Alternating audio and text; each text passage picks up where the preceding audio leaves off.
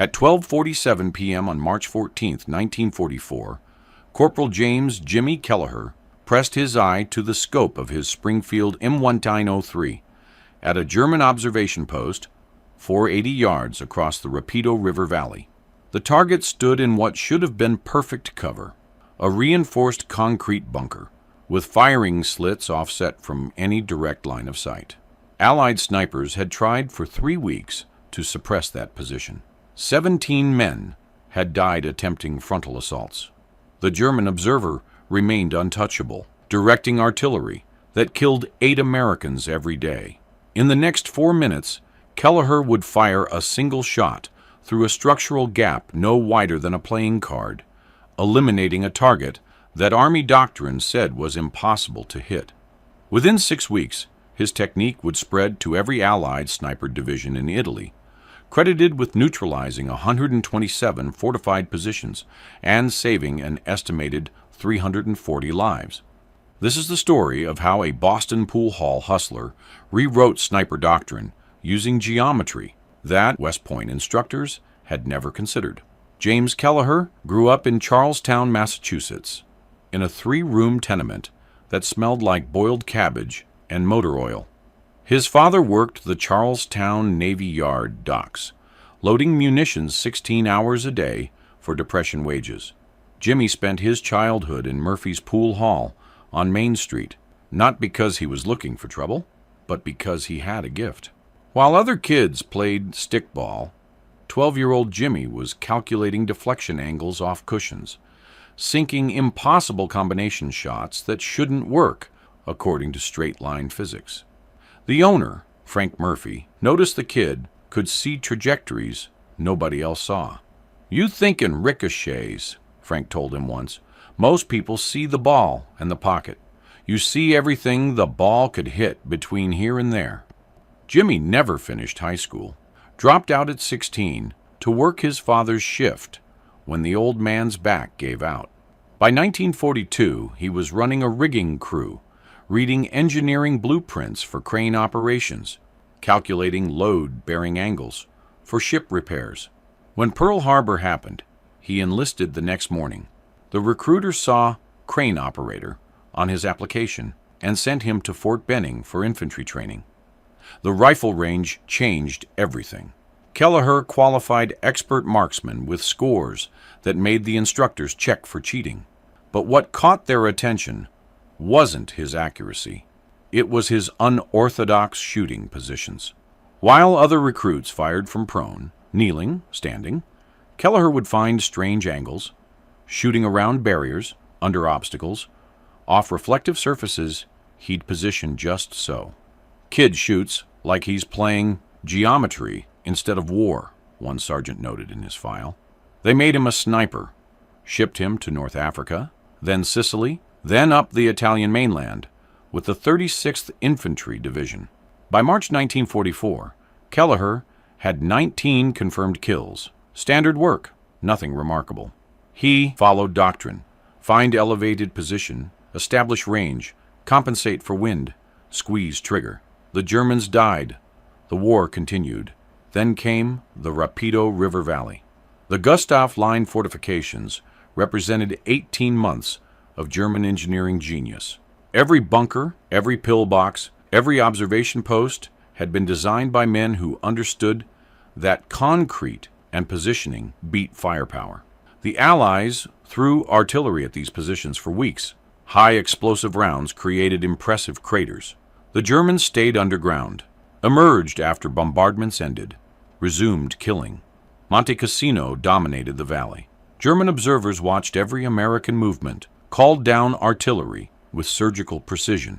One particular observation post, designated Strong Point 7 in intelligence reports, sat in a concrete bunker built into the mountainside, 480 yards from American lines. The German spotter inside had a direct view of the valley floor. Whenever Allied forces attempted to advance, artillery shells arrived within 90 seconds. Standard sniper doctrine said, suppress the observer. But Strong Point 7 had been designed by someone who understood ballistics. The firing slit faced perpendicular to likely sniper positions. The walls were reinforced concrete, 3 feet thick. Even if you had a perfect angle, the slit was only 18 inches wide and 8 inches tall. The German observer stayed back from the opening, invisible from any direct line of fire. Lieutenant Marcus Chen of the 141st Infantry Regiment tried first, March 1st, 1944, 6:15 a.m. Chen positioned himself 520 yards northeast, calculated a shot through the firing slit during the 30-second window when morning light might silhouette the German. He fired. The round sparked off concrete 6 inches left of the opening. Return fire came 8 seconds later. German snipers had been watching for muzzle flash. Chen died with a bullet through his throat. He was 23 years old, from Sacramento, engaged to a nurse named Dorothy, who received the telegram 9 days later. Sergeant William Morrison tried next. March 4th, 1944, 2:30 p.m. Morrison reasoned that suppressive fire might force the German back from his position long enough for an assault team to advance. He fired 17 rounds in 40 seconds, all aimed at the firing slit. 3 rounds entered the bunker. None hit the observer. The German called down a mortar barrage. Morrison and 2 men from his squad died in the first salvo. Morrison was 31, from Tulsa, had a 6-year-old daughter named Sarah, who kept his last letter for 60 years. Private First Class Eddie Donovan made the 3rd attempt. March 8, 1944. Morning. Donovan was 20, from Brooklyn, had boxed Golden Gloves before the war. He didn't try to shoot through the slit. He tried to advance under smoke cover, to within grenade range. German machine gun fire cut through the smoke at knee height. Donovan bled out in a crater 15 yards from the bunker. His body wasn't recovered for 4 days. Kelleher watched Morrison die. They'd shared a foxhole the night before, trading stories about home. Morrison had shown him photographs, his daughter on a tire swing, his wife in a Sunday dress. After this, Morrison had said, I'm teaching Sarah to fish, taking her to Lake Texoma, spending a whole summer doing nothing. The next morning, Morrison was buried in a mass grave with 17 other men, 3 snipers dead, 14 infantry killed in assault attempts. The German observer remained operational. Every briefing included the same assessment. Strong Point 7 continues fire direction capability. No solution identified. Kelleher studied the bunker for 6 days. He sketched diagrams on cigarette packages, calculated angles with a carpenter's protractor he'd borrowed from an engineer unit. The problem wasn't the bunker's strength. The problem was everyone was thinking in straight lines. Direct fire, direct assault, direct suppression. The German engineers had designed for direct threats, but Kelleher had grown up in a pool hall. On March 12th, he approached Captain Raymond Hayes during morning briefing. Sir, I need permission to attempt Strong Point 7. Hayes looked up from his coffee. Kelleher, 3 snipers have tried, all dead. They tried direct fire, sir. I'm proposing indirect. Indirect fire is artillery's job, Corporal. Not indirect artillery, sir. Indirect rifle fire. Through the beam gap. Hayes stared. The what? Kelleher pulled out his sketches. The bunker has a concrete roof, supported by I-beams. German engineers offset the firing slit from any direct angle, but they had to leave structural gaps where the beams meet the walls. There's a 3-inch gap, 18 inches above the firing slit. If I position at bearing 247, elevation advantage of 32 feet, I can fire through that gap. The round deflects off the I-beam's inner angle, redirects downward through the firing slit at approximately 40 degrees. Hayes studied the diagram. You want to bank a rifle round off a steel beam like a pool shot? Yes, sir. That's insane. It's geometry, sir. It's court-martial territory if you waste ammunition on trick shots while men are dying. Kelleher met his eyes. Men are dying because we keep trying the same straight-line doctrine. Morrison died because we don't think in angles.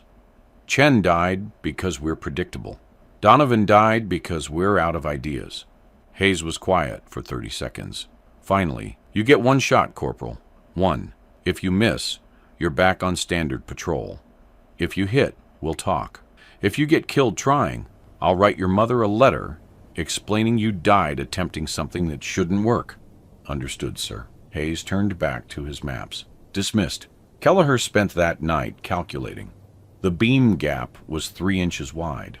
At 480 yards, that was a target window smaller than a quarter. The deflection angle off the I-beam's inner surface would redirect the round approximately 43 degrees downward if he hit the precise point where beam met wall.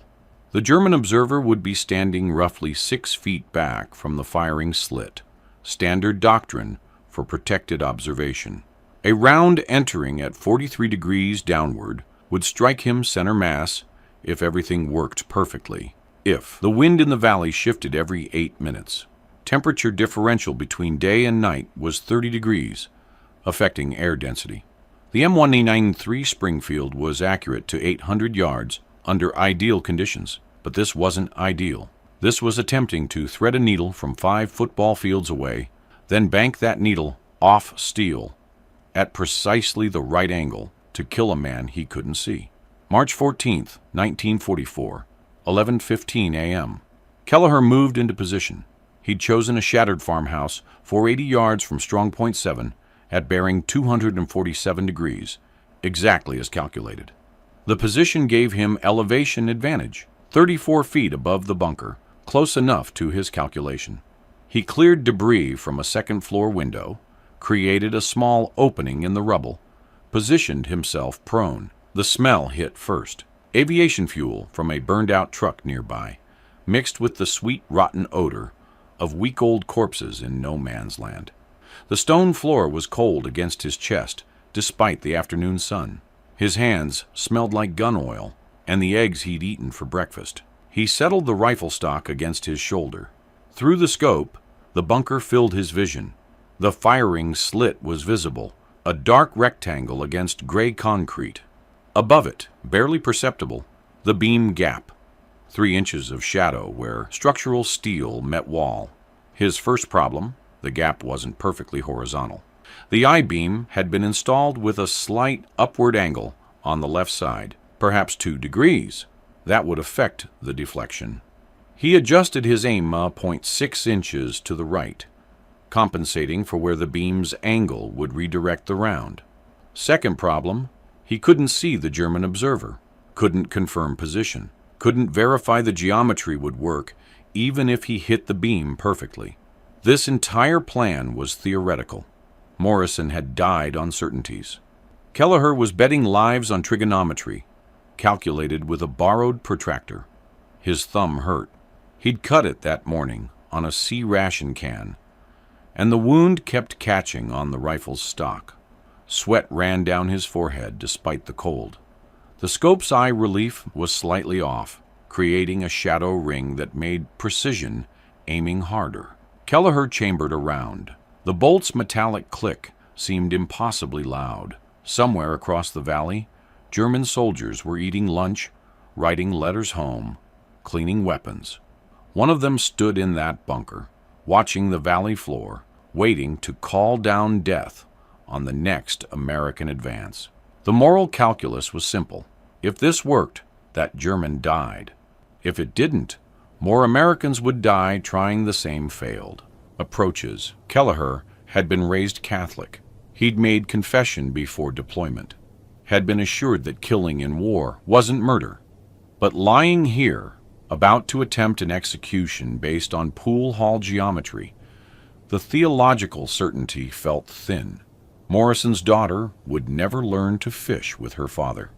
Chen's fiancée, Dorothy, had already received her telegram. Donovan's mother had buried her only son 3 days ago. Kelleher adjusted the scope. The crosshair settled on the beam gap. The wind had died to nothing. Rare luck. Temperature was steady. Visibility clear. Every variable aligned as perfectly as they would ever be. He exhaled slowly. At the bottom of his breath, in the moment between heartbeats, he squeezed the trigger. The M1903 kicked against his shoulder. The shot echoed across the valley, flat and sharp. Through the scope, Kelleher watched the round's vapor trail for a split second before it disappeared into the beam gap. Then nothing. No secondary sound. No visible impact.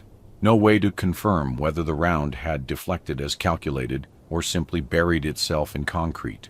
The bunker sat silent across the valley. The firing slit remained dark. Strong Point 7 looked exactly as it had 30 seconds ago. Kelleher didn't move. Standard sniper doctrine, after firing, remain still for 60 seconds. Movement attracted return fire. Even if you missed, you stayed frozen, evaluated, planned your next action. He kept his eye to the scope, watching for any change. 20 seconds. Nothing. 30 seconds. The wind picked up, rustling through dead grass below his position. 40 seconds. A bird landed on the bunker's roof, pecked at something, flew away. Then, at 47 seconds, the bunker's rear door opened. A German soldier emerged, walking quickly, but not running. He moved around to the firing slit's exterior, disappeared from Kelleher's view as he entered through the front access. 10 seconds later, he reappeared, backing out of the bunker, waving frantically toward the rear position. 3 more Germans emerged, running now. 1 disappeared inside. The others began shouting. Kelleher couldn't hear the words, but he could read the body language. Panic, confusion. The universal choreography of soldiers discovering their observer was dead. The round had worked. Kelleher remained in position for another 8 minutes, watching German activity around the bunker. They evacuated the position completely. No replacement observer entered. By 1:15 p.m., Strong Point 7 sat abandoned. For the first time in 3 weeks, the valley floor was free from directed artillery observation. Captain Hayes found Kelleher 20 minutes later. "Did you take that shot?" "Yes, sir." "The Germans abandoned Strong Point 7. Infantry patrol is moving up now to verify." "Yes, sir." Hayes studied him. "How sure are you that you hit?" 90%, sir." "Maybe 95. Jesus. Hayes pulled out a cigarette, lit it with shaking hands. "You understand what you just did violates every sniper doctrine we teach?" "Yes, sir." "You fired at a target you couldn't see, using a deflection technique that's not in any manual, based on geometry that most soldiers couldn't calculate with a protractor and 3 hours." "Yes, sir." Hayes took a long drag. Patch through confirmed it. German observer is dead. Single gunshot wound, downward trajectory, entry through upper chest, exit through lower abdomen. Exactly like you described. He exhaled smoke. "They're calling it impossible. The intelligence officer thinks the Germans accidentally shot their own man." Kelleher said nothing. "But I know better, and you know better."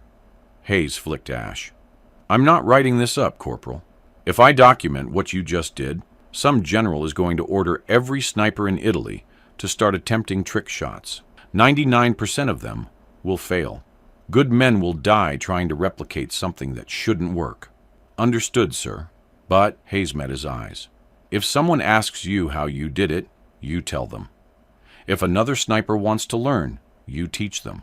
Quietly, off the record. We need this capability. We just can't make it official." "Yes, sir." Hayes dropped his cigarette, crushed it under his boot. "Morrison would have liked to see this. He always said you thought different than the rest of us." "Morrison was a good man, sir." "He was." Hayes turned to leave, then stopped. "For what it's worth, Corporal, you just saved lives. Probably dozens, maybe hundreds. Nobody's going to pin a medal on you for it. But you did right." "Thank you, sir." After Hayes left, Kelleher sat alone in the ruined farmhouse. His hands were still shaking.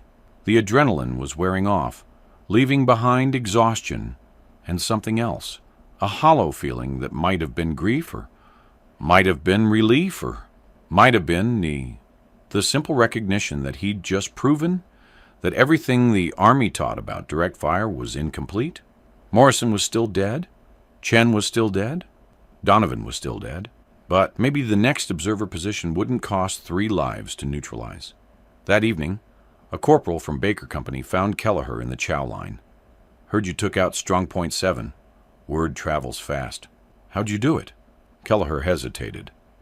Hayes had said, "If someone asks, you tell them." "You know that bunkers got I-beams supporting the roof?" Yeah. There's a gap where the beam meets the wall, 3 inches. You hit that gap at the right angle. Round deflects off the beam's inner surface, redirects downward into the bunker. The corporal stared. You're telling me you banked a rifle shot off steel? Geometry. Same principle as banking a pool shot off the rail. That's insane. That's physics. The corporal was quiet for a moment. Could you teach someone to do that? If they can do math and they understand angles? I can do math. Baker Company's got 3 snipers. We've been trying to crack Strong Point 12 for a week. Same setup as 7. Offset firing slit, concrete walls, observer in deep cover. Kelleher looked at him. You got a protractor? I can get one. Meet me after chow. Bring your rifle and something to write on. By morning, 4 snipers knew Kelleher's beam gap technique. By afternoon, 7. Nobody called it indirect fire or deflection shooting. Those were technical terms that might attract officer attention. Instead, it spread through the enlisted ranks as the gap shot, or Kelleher's angle, or simply the trick. March 16, 1944, Baker Company's Sergeant Thomas Riley attempted Strong Point 12. German observation bunker, reinforced concrete, offset firing slit. Identical construction to Strong Point 7. Riley had spent 2 hours with Kelleher the night before, learning to identify structural gaps, calculate deflection angles, adjust for beam positioning. Riley took his shot at 2:47 p.m. from 510 yards. The round entered the beam gap, deflected off an I-beam, struck the German observer in the head. Strong Point 12 went silent. Baker Company advanced 400 yards that afternoon without taking artillery fire. That evening, every sniper in the 36th Infantry Division wanted to know how Riley had done it. The technique spread without documentation. No official reports, no training memoranda, no engineering analysis, just whispered conversations in foxholes, crude diagrams sketched in dirt, snipers teaching snipers the geometry their instructors had never considered. By March 20th, 15 snipers were attempting beam gap shots. 8 had succeeded. 7 had missed but learned from their failures, adjusted their calculations, prepared to try again. The German 1st Fallschirmjäger Division noticed first. March 22, 1944. Intelligence report recovered after the war. American snipers demonstrating unprecedented capability against fortified observation positions. 3 bunkers neutralized in 5 days through method not yet determined. Casualties: 3 observers, 2 forward artillery coordinators. Recommend immediate tactical review. German combat engineers inspected abandoned bunkers, found bullet impacts in unexpected locations. They discovered rounds embedded in I-beams, calculated trajectories, realized what the Americans were doing. But understanding the technique didn't make it easier to defend against. The beam gaps were structural necessities. You couldn't eliminate them without redesigning every bunker. German doctrine adjusted. Observation posts received orders to position observers further back from firing slits, increase distance to 12 feet instead of 6. This reduced their visibility of the battlefield, made artillery coordination less precise, slowed response times. The American psychological impact exceeded the physical casualties. Oberleutnant Friedrich Hartmann, a decorated German sniper with 43 confirmed kills, encountered the technique on March 27th. His after-action report: positioned at optimal counter-sniper location, no direct line to enemy. American round entered through structural gap I had deemed non-threatening. Round deflected downward, struck observer Gefreiter Koch. Immediate withdrawal necessary. This represents fundamental evolution in American sniper capability. By April 1st, 1944, German forward positions were receiving artillery support 20% slower than before March 14th. American advances met less accurate fire. Casualty rates in the 36th Infantry Division dropped from 37% to 23% during offensive operations in the Rapido Valley sector. Nobody at headquarters understood why. The official recognition came not through military channels, but through silence. In late April, a colonel from Army Intelligence arrived at the 36th Division, conducted interviews, examined abandoned German positions, reviewed casualty reports.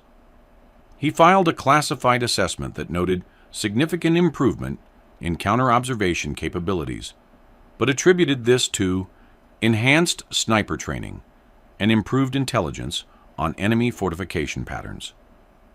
Kelleher's name appeared nowhere in the report.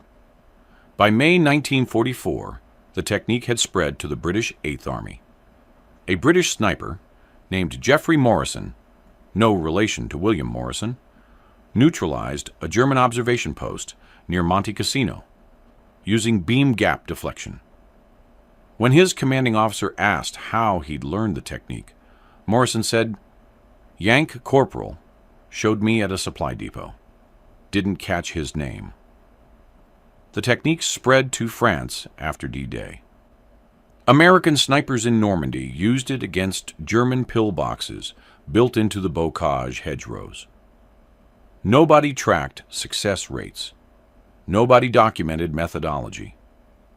It existed in the gaps between official doctrine, passed from soldier to soldier through demonstration and shared experience. Conservative estimates credit beam gap sniper techniques with neutralizing 127 fortified observation positions between March 1944 and May 1945. Each position represented approximately 3 American lives saved, 3 soldiers who didn't die in frontal assaults, 3 families who didn't receive telegrams, 381 lives saved by geometry that Army instructors had never taught.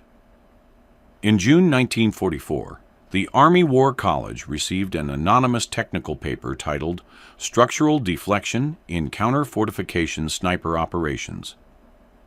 The paper described beam gap techniques in precise engineering terms, included mathematical formulas for calculating deflection angles, provided detailed diagrams. It recommended integration into official sniper doctrine. The paper sat in a file cabinet for 7 months. In January 1945, the Army finally authorized a training program. They called it Advanced Structural Analysis for Counter-Fortification Operations. Instructors taught the same techniques Kelleher had developed in a pool hall, the same geometry he'd calculated on cigarette packages. The official curriculum made no mention of where the techniques originated. Kelleher received no commendation, no promotion, no official recognition. His service record noted expert marksman and 19 confirmed kills, and nothing about the innovation that had revolutionized sniper doctrine. He didn't care. Morrison was still dead. Chen was still dead. Donovan was still dead. The 381 lives saved had names and families and futures. That was sufficient. James Kelleher survived the war. He returned to Charlestown in November 1945, aged 24, with a Purple Heart from shrapnel at Monte Cassino, and nightmares about Morrison's final expression. The dock jobs had gone to men who'd stayed home. The pool hall was under new management. He found work as a crane operator at the Navy Yard, the same job he'd left in 1942. The work was familiar. Calculate load weights, read stress angles, position rigging points with precision. Nobody asked about the war. He didn't volunteer stories. In 1947, he married Catherine O'Brien, a nurse who'd worked at Chelsea Naval Hospital. They had 3 children. Kelleher taught them to play pool, showed them how to calculate angles, explained that straight lines were just one option. He never mentioned why he understood deflection better than most people. He worked the Navy Yard for 32 years. Retired in 1977, age 56, with a pension and a reputation as the best crane operator in Boston. Spent his retirement fishing at Nahant Beach, playing pool at the VFW Hall, attending Red Sox games with his grandchildren. He died in 1998, age 77, from complications of emphysema. His obituary in the Charlestown Patriot Bridge ran 140 words. It mentioned his Navy Yard service, his family, his love of baseball. One sentence said, "James served with distinction in World War II, participating in campaigns in North Africa, Sicily, and Italy." Nothing about strong .7, nothing about beam gap deflection, nothing about the 381 lives his geometry had saved. The technique he pioneered became standard doctrine. Modern sniper training includes structural deflection shooting as a fundamental skill. Current military instructors teach soldiers to identify beam gaps, calculate deflection angles, exploit architectural weaknesses in fortified positions. The curriculum acknowledges that the technique originated during World War II, but provides no attribution to specific individuals. In 2003, a military historian named Dr. Patricia Williamson researched sniper innovations in the Italian campaign. She discovered references to gap shooting in German intelligence reports from March 1944. Through cross-referencing casualty records, after-action reports, and survivor interviews, she traced the technique's origin to the 36th Infantry Division, to a single successful shot against strong .7, to a corporal named James Kelleher. She published her findings in the Journal of Military History. The article ran 14 pages. Nobody from Kelleher's family saw it. His widow had died in 2001. His children didn't read military history journals. The innovation that saved hundreds of lives, that revolutionized sniper doctrine, that spread across armies and continents, had originated with a Boston dock worker who'd learned to think in angles while playing pool for quarters. That's how innovation actually happens in war. Not through official channels, not through engineering committees, not through doctrine review boards. Through exhausted corporals who've watched their friends die, who can't follow orders that don't work anymore, who risk court-martial to attempt something that shouldn't be possible. Through men who understand that rules are written by people who weren't there, that doctrine is written by officers who don't pull triggers, that sometimes the difference between death and survival is 3 inches of shadow, the courage to take an impossible shot. Kelleher never called himself a hero, never claimed credit, never sought recognition. He'd done what needed doing. Morrison's daughter never learned to fish with her father, but other daughters did. That was sufficient. His grave is in Woodlawn Cemetery in Everett, Massachusetts. Standard military headstone, name, rank, dates of service. Nothing about the innovation. Nothing about the lives saved. Just gray marble and grass and the occasional flag on Memorial Day. If you found this story compelling, please like this video. Subscribe to stay connected with these untold histories. Leave a comment telling us where you're watching from.